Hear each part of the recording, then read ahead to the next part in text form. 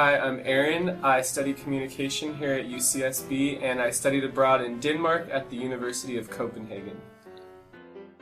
During my time in Copenhagen, I took one class. It was at the master's level, and that counted for 3 communication courses, and that ended up transferring over as 12 UC units. I also took 2 other courses that counted towards the overall unit requirement in order to graduate. I lived in a neighborhood called Norbro, and it was a studio setup where I lived by myself in a building with other international students. Everyone had their own studio.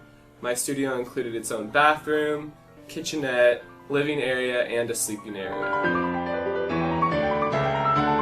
The language barrier in Copenhagen wasn't too difficult to adjust to. They speak Danish. Upon my arrival in Denmark, I took a Danish language course.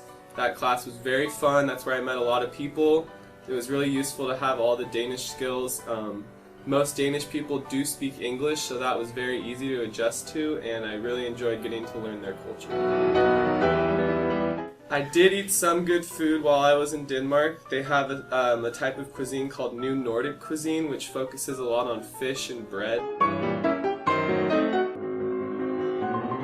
I made a lot of friends while I was in Denmark. I met people from China, Australia, Germany, all over the world. It was really fun, really interesting, and as a matter of fact, I have friends that I'm going to visit today that I met in Copenhagen. While I was in Europe, I traveled to 10 different countries. During that time, I flew to most of my destinations. I reached 2 of my destinations by train.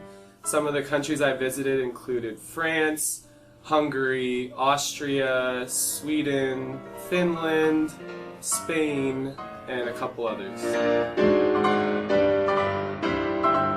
While I was in Copenhagen, I decided to sign up for a bank account with their local Danish bank.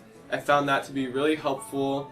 In addition to my Chase card, international credit card that I used in Denmark, the ATM withdrawal fees was about $5, but overall I would recommend joining the local bank because it does come in really useful. And also, I decided to purchase an international cell phone while I was in Denmark. That was really helpful. Upon my arrival, a majority of the people purchased cell phones in Denmark, so that was really cool to have a European phone number. In addition to that, I purchased an international data plan for my iPhone in case of emergency. I would suggest looking into the weather patterns before you go abroad. As a Southern California resident, upon arriving in Denmark, I realized that the weather there is really cold, really gloomy, something that I wasn't used to, but by the end of the experience, I was very used to it, and I actually ended up enjoying the colder weather.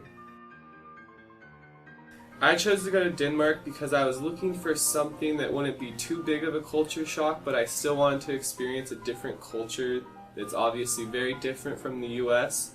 And upon arriving there, I found out that their culture is pretty similar to the US, but it also has a lot of unique traits. Copenhagen is a really interesting city because it is a very sustainable city, very eco-friendly, and the contemporary architecture makes it one of the greatest cities in Europe to visit. Overall, Copenhagen has been voted the happiest city on earth multiple times. Studying abroad was probably one of the best decisions that I made while at UCSB. It forced me to kind of get out of my comfort zone, meet new people, and normally I'm a really reserved and shy person, so the fact that I studied in Europe for 6 months was something that I really enjoyed. Dealing with UCEAP was a really, really enjoyable experience, and I would love to study abroad again if I ever had the chance.